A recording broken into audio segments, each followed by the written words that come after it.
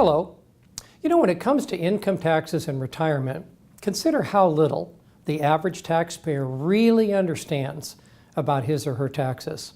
You know, it's funny, I had a petroleum engineer not long ago from ExxonMobil stand up in one of my workshops and argue with me that growth in a Roth IRA format would have to be taxable.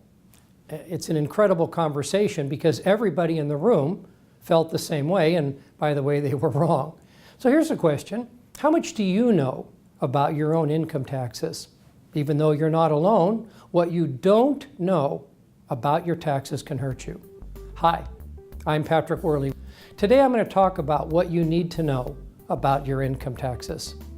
It surprises me, month after month, really, how little most people know about the income tax code. However, as the IRS is virtually holding a gun to your head, it would really be in your best interest to take a few minutes and do whatever you can do to protect yourself, especially in retirement. Here's a quick example. Ted has $250,000 in a Roth.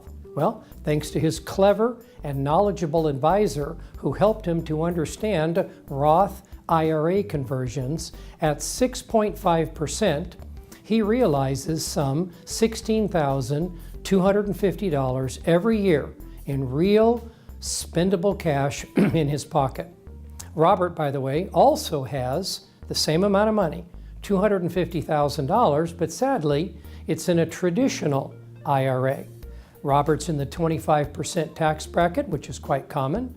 So that means that he earns some $4,000 less. Why? Because he has to pay taxes on his earnings. I'm sure you would agree that you'd rather be Ted than Robert in this simple example. Now, can you do that? Yes, you can. You can accomplish this by working with a financial advisor who knows some key basic income tax concepts. So, in addition to working with your financial advisor, there are some things that you can do today. You can start right now to minimize or reduce your taxes after you retire.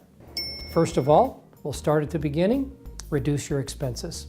That's right. If you watch your spending every month, you won't have to tap into your retirement fund as often or as deep. By keeping your expenses low, you'll be able to stay under the 15% tax bracket and take advantage of many important tax breaks. Second, pay that mortgage off. That's right. Your mortgage is usually your biggest monthly bill.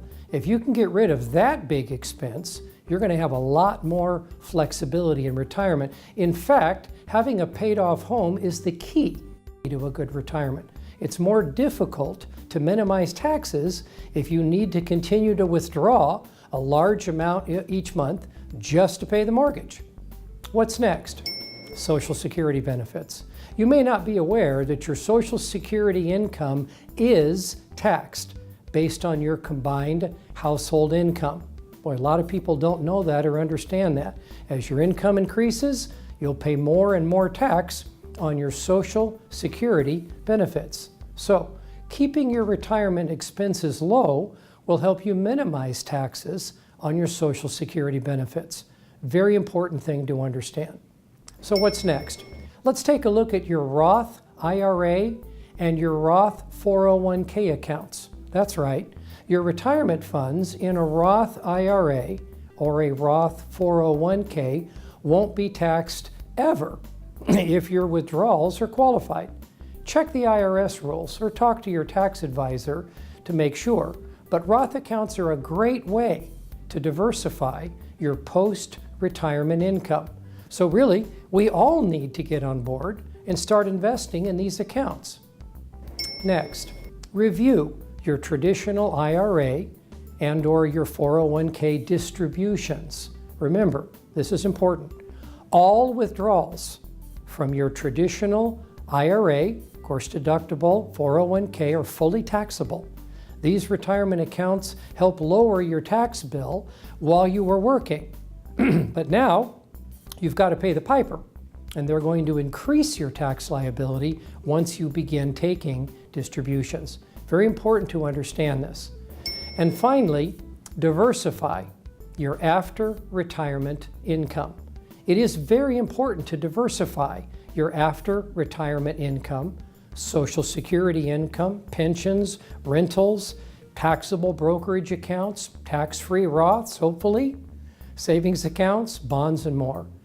These income sources can be fully taxed or taxed at the reduced long-term capital gains rate, partially taxed, as in the case of Social Security benefits, or maybe not even taxed at all in the case of a Roth. Keeping your taxable income under the important 15% tax bracket will help you minimize your future taxes. That's going to be important. If you can, start saving. Start investing in all of these areas while you're still working to give you more options, more flexibility in your retirement years. Now, be sure to talk to your financial advisor now about your taxes to make sure that you don't pay Uncle Sam more than you have to when you're finally retired.